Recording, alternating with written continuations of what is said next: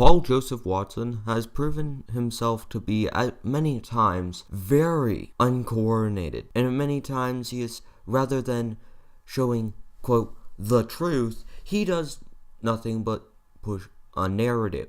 I find that this is something that is very odd, as he claims to not like it when people push narratives while pushing a narrative himself. He pushes the narrative that everyone in the government as of now is just out for money. About 7 days ago, he took shots at depression. It was very uncoordinated, and what he said was nothing more than what you would see on a conspiracy theorist wall, alongside all their tinfoil hats. So, let's get into the stupidity of Paul Joseph Watson.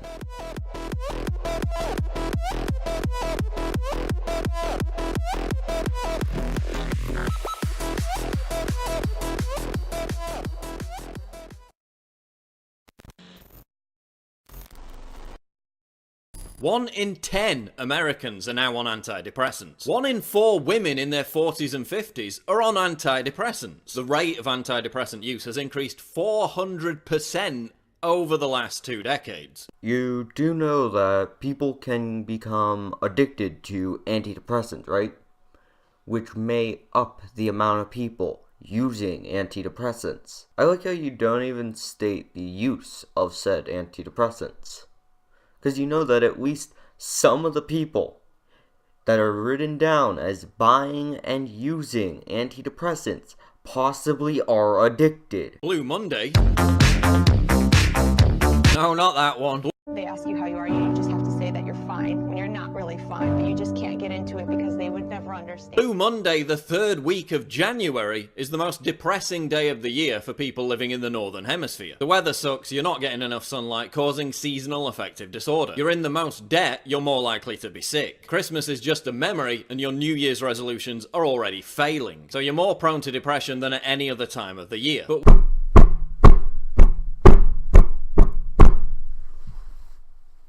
But you do know that there are different types of depression, right? No? Oh, because narrative pushing. But no, you're not biased.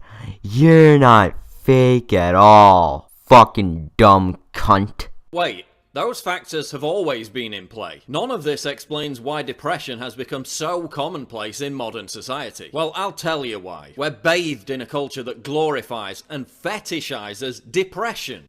It's now a form of virtue signaling to constantly drone on about how depressed you are. You see it all over YouTube, these sniveling hug and confess videos made by privileged millennial brats who haven't had a proper day of hardship in their entire lives. Privileged millennials that have never faced anything or any hardships in their life, huh? You do know that there are multiple things that can cause depression, many of which you have no experience with. Here's a little story. I suffer from chronic depression, which Paul Joseph Watson, later on, tries to say isn't a thing. But the reason is, my family went through 2 divorces, both from my mother and father, when I was at very young ages, and the last one was about 2 months ago. Alongside that, my uncle, who is very close to me, has 3 forms of fucking cancer. Alongside that, when I was a kid, I never saw my dad for days or weeks on end, giving me separation anxiety as well. He's now able to be around, but only because the government isn't screwing him over anymore. But anyway, back to the point I'm making. Alongside that, I've had many times where I have gone lost in large areas as a very young child, where there is a large group of people, but my parents were nowhere in sight. Alongside that, I am very terrified of large groups. Putting all this into perspective gave me social anxiety. No hardships. You can classify me as a millennial, and I went through some fucking hardships Eh?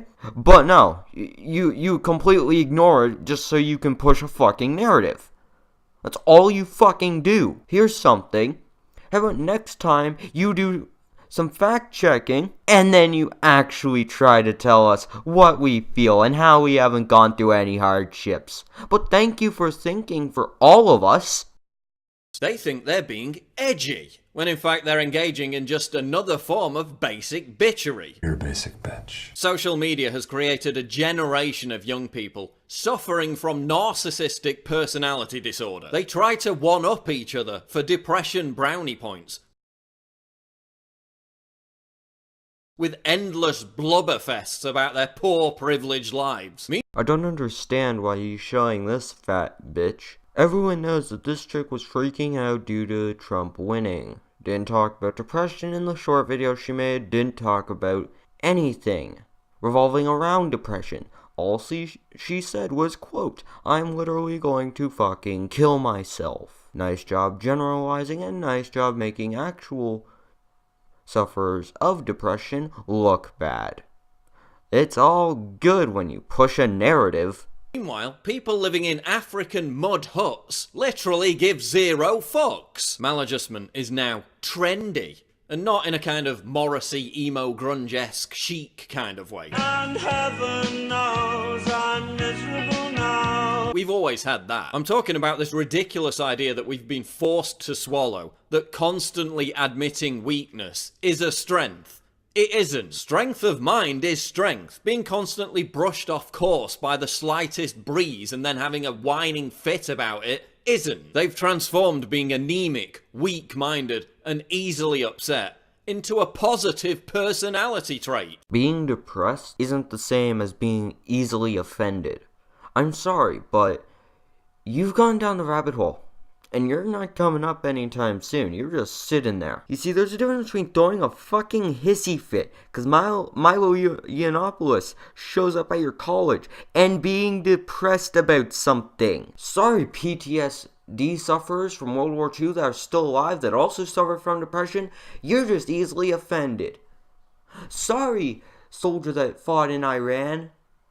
You are just easily offended. I know that you saw your best friend's head blown off by a sniper, but you're just easily offended. Sorry, police officer that wasn't able to save a life and is now suffering from PTSD and depression. You're just easily offended. Hey, sorry little orphan boy that saw his entire family die in a house fire and is the only one left and suffers from depression. You're just easily offended. Yeah, it's terrible when you say it like that. But, narrative pushing, ain't I right? It's this idea that we should all have permanent emotional incontinence. This idea that if we're not constantly sharing the latest chapter in our contrived mental breakdown for all the world to see, that we're somehow cold or inhuman. That's total BS. Bullshit. Strength of character used to be about the ability to deal with negative stuff without just falling to pieces at the first sign of distress. Now look what they've turned us into. Simpering pussies wallowing in our own misfortune whenever every tiny thing doesn't go... Boy, do I love generalizing everyone. Go our way. Over-eager to share every minor anxiety in a giant self-pitying Facebook post. Oh, but there shouldn't be a stigma around depression anymore. That's mean. Yes, there should. Just as there should be a stigma around smoking and obesity. Depression has become the new fat pride movement. Our culture is telling young people that depression is completely normal and should be embraced. You saw the media pushing this same narrative again after the death of Carrie Fisher. Depression is not normal, but allowing yourself to be indoctrinated with this idea that it is the primary reason why you can't beat it. This coerced mental fragility also renders you completely helpless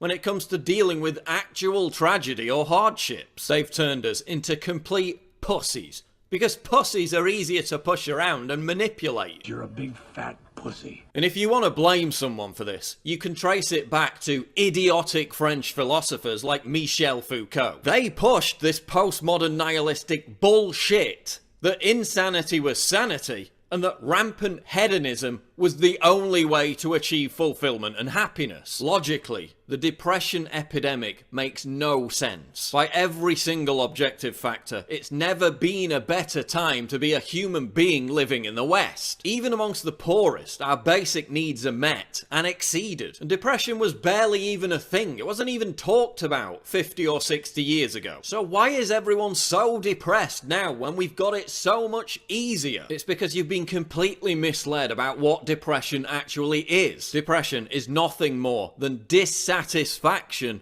with life. It's temporary unhappiness. But the dominant culture in the pharmaceutical industry figured out that it could control people and make tons of money by treating depression as a pathological disease. And there you go. The only reason antidepressants are a thing is to make money. No, it's not because there's actual medical research being done on the human brain to figure out what chemicals cause depression. But chronic depression caused by an overload of serotonin and a lack of dopamine and many other drugs related to serotonin. It's just fake. It's not real. What's biology anyway, man? I mean, who actually listens to this fucking dumbass? Paul, you're a conspiracy theorist. You do have some very good videos I do agree with. But when you actively try to attack something that has basis in reality, your comment section on this video shows what happens. People don't agree. People call you a conspiracy theorist. Go back to your mom's basement, wear your tinfoil hat, type in whatever random fucking shit you want to do on your Tumblr post, but leave that shit out of a, quote, non-biased news network.